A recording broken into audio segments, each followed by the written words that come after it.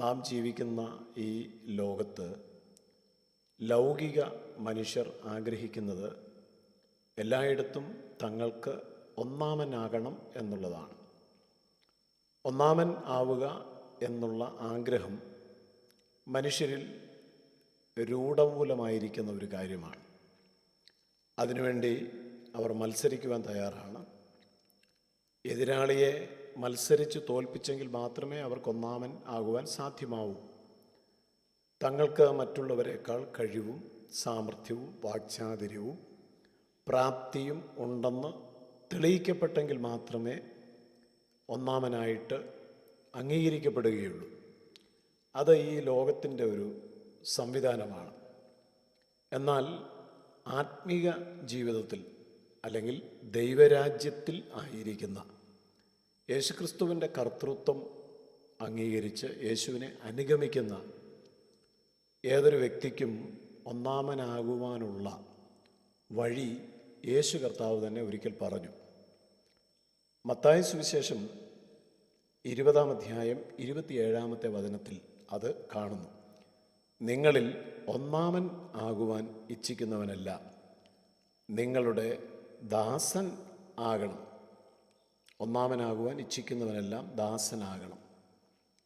സെബദി പുത്രന്മാരുടെ അമ്മ, അതായത് യാക്കോബിൻ്റെയും യോഹന്നാൻ്റെയും അമ്മ, തൻ്റെ മക്കളുമായിട്ട് യേശുക്രിസ്തുവിൻ്റെ അടുക്കൽ വന്ന് യേശുവിനെ നമസ്കരിച്ച് യേശുവിനോട് ഒരു കാര്യം അപേക്ഷിച്ചു. യേശു ചോദിച്ചു, നിനക്ക് എന്താണ് ആവശ്യം? നിനക്ക് എന്തു വേണം? യേശു ആ ചോദ്യം ചോദിച്ചപ്പോൾ അവൾ യേശുവിനോട് പറഞ്ഞത്, എൻ്റെ 2 മക്കളും നിൻ്റെ രാജ്യത്തിൽ ഒരുത്തൻ നിൻ്റെ വലത്തും ഒരുത്തൻ ഇടത്തും ഇരിപ്പാൻ നീ അരുളി ചെയ്യണം.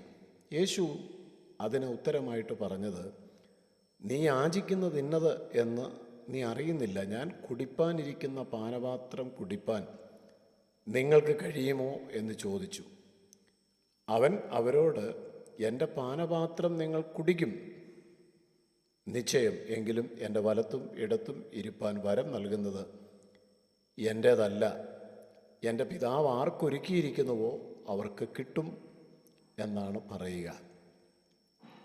ഇവിടെയും സ്വാർത്ഥതയാണ്. തൻ്റെ മക്കൾ ദൈവരാജ്യത്തിൽ യേശുക്രിസ്തുവിൻ്റെ ഇടത്തും വലത്തും ഇരിക്കണം എന്നുള്ള ഒരമ്മയുടെ ആഗ്രഹം. പക്ഷേ അതിനുള്ള വഴി യേശു പറഞ്ഞു കൊടുക്കുന്നത് നമ്മളവിടെ വായിച്ചു.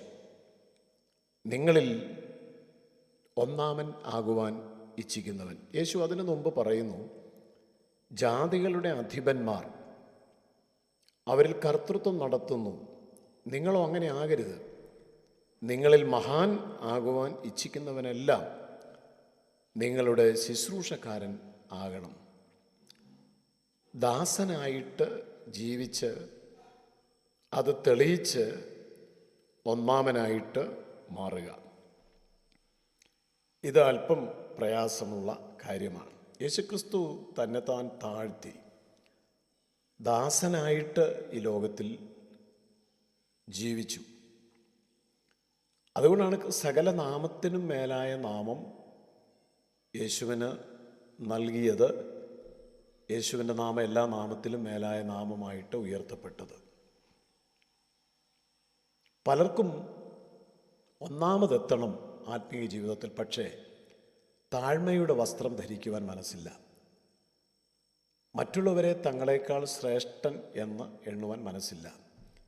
മറ്റുള്ളവരിൽ അധികാരം പ്രയോഗിച്ചുകൊണ്ട് അവരെ നിയന്ത്രിച്ചുകൊണ്ട് അവർക്ക് മുമ്പിൽ യജമാനൻ കളിച്ചുകൊണ്ട് ഒന്നാമതെത്തുവാനുള്ള ശ്രമം, ഇത് മാനുഷികമാണ്. എന്നാൽ ഒന്നാമതെത്താം. മറ്റുള്ളവർക്ക് ദാസനായിട്ട് ജീവിച്ചുകൊണ്ട് ഒന്നാമതെത്താം. അത് തിരുവെഴുത്തിൽ നമുക്കുടനീളം കാണുവാനായിട്ട് സാധിക്കുന്നുണ്ട്. ഒന്നാമത് ആരെത്തണം എന്ന് തീരുമാനിക്കുന്നത് അവരുടെ ഹൃദയത്തിൽ എത്രമാത്രം മറ്റുള്ളവരെ ശുശ്രൂഷിക്കുവാൻ, സേവിക്കുവാൻ, അവരെ തങ്ങളെക്കാൾ ശ്രേഷ്ഠന്മാരായിട്ട് എണ്ണുവാൻ മനസ്സുണ്ട് എന്നുള്ളതിൻ്റെ അടിസ്ഥാനത്തിലാണ്.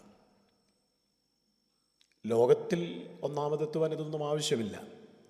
എന്നാൽ ലോകം സഭയിലേക്ക് കയറിക്കഴിഞ്ഞപ്പോൾ വാസ്തവത്തിൽ മത്സരിച്ച് എതിരാളിയെ തോപ്പിച്ച് കഴിവും സാമർഥ്യവും വാക്ചാതുര്യവും അറിവും പാണ്ഡിത്യവും ഒക്കെ തെളിയിച്ച് ഒന്നാമതെത്തുവാൻ ശ്രമിച്ചുകൊണ്ടിരിക്കുക. കാരണം ലോകം സഭയിലേക്ക് കയറിക്കഴിഞ്ഞു. എന്നാൽ അങ്ങനെയല്ല ദൈവം ഒന്നാമനെ കണ്ടെത്തുന്നത്.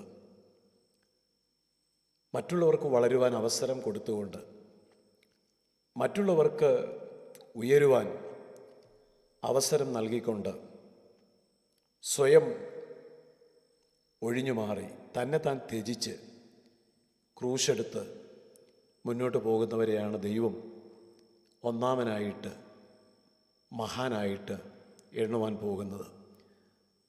ദൈവത്തിൻ്റെ രാജ്യത്തിൽ നാം എങ്ങനെയായിരിക്കും എണ്ണപ്പെടുക? ചിന്തിച്ചിട്ടുണ്ടോ എപ്പോഴെങ്കിലും? താഴ്മ ധരിച്ചുകൊണ്ട് ദൈവസന്നിധിയിൽ വലിയവനാകുവാൻ നമ്മളെ സമർപ്പിക്കാം. കർത്താവേ, അവിടുന്ന് താഴ്മയിലൂടെ ഉയരങ്ങളിലെത്തിയതുപോലെ ക്രൂശെടുത്തുകൊണ്ട് കിരീടം പ്രാപിച്ചതുപോലെ ഞങ്ങൾക്കും ജീവിപ്പാൻ കൃപ തരണം. ക്രിസ്തുയേശുവിൻ നാമത്തിൽ തന്നെ. ആമേൻ.